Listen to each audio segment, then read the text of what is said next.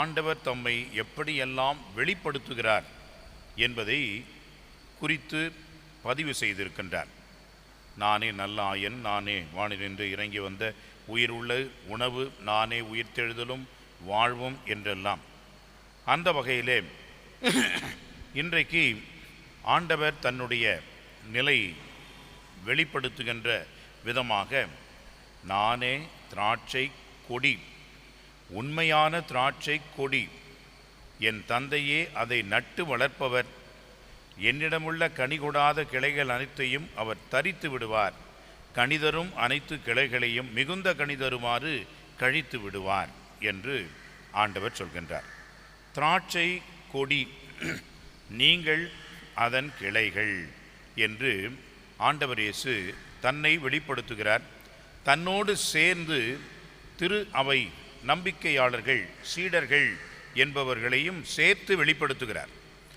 இதைத்தான் பவுலடியார் கொரிந்தியருக்கு எழுதிய அந்த திருமுகத்திலே, கடிதத்திலே, உடல் ஒன்று உறுப்புகள் பல என்று சொல்கின்றார். உடல் என்று நாம் சொல்கின்ற பொழுது அனைத்தும் இணைந்து சேர்ந்து இருப்பது, இயங்குவது, செயல்படுவது என்பதுதான் உடல். எனவே உடல் என்ற ஒரு ஒருங்கமைப்பு, ஒருங்கிணைவை அங்கே பார்க்கின்றோம். அதே போன்றுதான் திராட்சை கொடி என்று சொல்லக்கூடிய ஆண்டவர் இயேசு. அங்கே உடலுக்கு தலையாக இருப்பது இயேசு கிறிஸ்து. இங்கே இந்த கிளைகளுக்கு கொடியாக இருப்பது ஆண்டவர் இயேசு. இயேசு என்பவர்தான் முதலிலே நம் அனைவரையும் இணைக்கின்றவர். கொடிகள் என்று சொல்லக்கூடிய அந்த நடு தண்டு தான் எல்லா கிளைகளையும் ஒன்றுபட இணைக்க வைக்கிறது. இந்த இணைப்பு என்பது இயேசு கிறிஸ்துவே.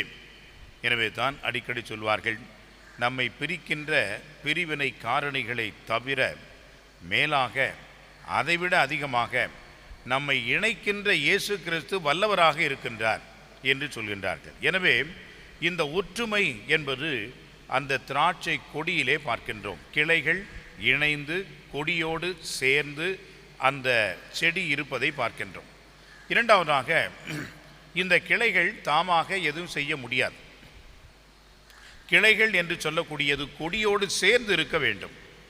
அப்படி என்றால் கிளைகளுக்கு எப்பொழுது மதிப்பு, எப்பொழுது அவர்களுக்கு வாழ்வு என்று சொன்னால், அந்த கொடியோடு இணைந்து இருக்கின்ற பொழுதுதான் வாழ்வு.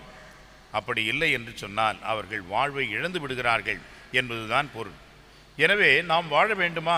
இறைவன் நமக்கு ஊற்றாக, நமக்கு இணைப்பாக இருக்க வேண்டும். இறைவன் இல்லாத வாழ்வு என்பது இந்த உலகத்திலே நாம் ஒருவேளை மற்றவர்களையோ மற்றவைகளையோ நம்பினாலும் கூட அது அர்த்தமற்ற வாழ்வு, அது இனிமையான வாழ்வு அல்ல என்பதை அங்கே நமக்கு உணர்த்துகிறார். மூன்றாவதாக பாருங்கள், கனி தர வேண்டும். கிளைகள் என்று சொல்லக்கூடியது கனி கொடுக்க வேண்டும். யாராவது அந்த கொடியிலே கனியை எதிர்பார்ப்பார்களா? இல்லை. மரத்தினுடைய தண்டிலே அந்த கனியை எதிர்பார்ப்பார்களா? இல்லை. மாம்பழமோ அல்லது வேறு எந்த ஒரு கனியோ கிளைகளில் தான் எதிர்பார்ப்பார்கள். கிளைகளில் தான் அந்த பழம் கிடைக்கும். எனவே நடுத்தண்டு என்று சொல்லக்கூடிய அந்த மரத்தினுடைய மையத்திலே, நடுவிலே கிளைகள் என்ற வகையிலே இவைகளுக்கு அந்த கனி தருகின்ற சந்தர்ப்பம் இல்லை. அதே போன்றுதான் ஒரு திராட்சை கொடி இருக்கிறது என்று சொன்னால் அந்த கொடியோடு சேர்ந்த கிளைகள் தான் கனி தர வேண்டும். அது நாம் தான் அந்த கனியை கொடுக்க வேண்டும். எனவே தான் சேர்ந்து இருக்க வேண்டும். சேர்ந்து இருக்கின்றவர்கள் நிறைந்த பலனை கொடுப்பார்கள். ஒற்றுமையோடு இருக்க வேண்டும். ஒன்றுபட்டு இருக்கின்றவர்கள் வாழ்வார்கள், வளர்வார்கள் என்பதை அவர்களுக்கு ஓமையாக எடுத்து சொல்கிறார். அவர்களுக்கு மட்டுமா இந்த பாடம்? இன்றைக்கு நமக்கும் கூடத்தான். எனவே நம்மை இணைக்கின்றவர் இயேசு கிறிஸ்து என்று சொன்னால் நம்மை பிரிக்கின்றவர்கள் யாராக இருக்க முடியும்? நம்மை பிரிக்கின்றவைகள் எதுவாக இருக்க முடியும்? இல்லை. இயேசு என்பவர் எல்லாவற்றிற்கும் மேலாக இருக்கின்றவர், நம்மை இணைக்கின்றவர் என்பதை முதலிலே நாம் கருத்தில் கொள்ள வேண்டும். இரண்டாவது, ஆண்டவர் இயேசுவோடு இணைந்து இருந்தால்தான் நமக்கு வாழ்வு. நம்முடைய பெயர் என்ன? கிறிஸ்து அவன், கிறிஸ்து அவள். கிறிஸ்து என்பவர் இல்லை என்றால் நான் அவன் அவள் என்று தான் இருக்க வேண்டும். அது அர்த்தமற்ற வாழ்வு.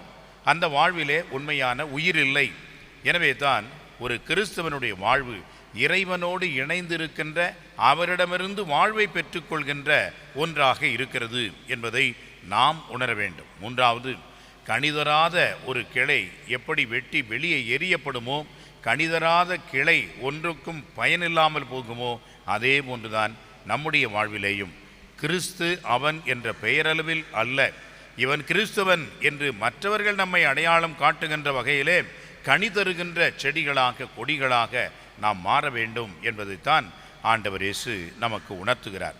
இந்த கருத்துக்களை நம்முடைய இதயத்திலே நிறுத்துவோம், எண்ணத்திலே நாம் நிலைப்படுத்துவோம்.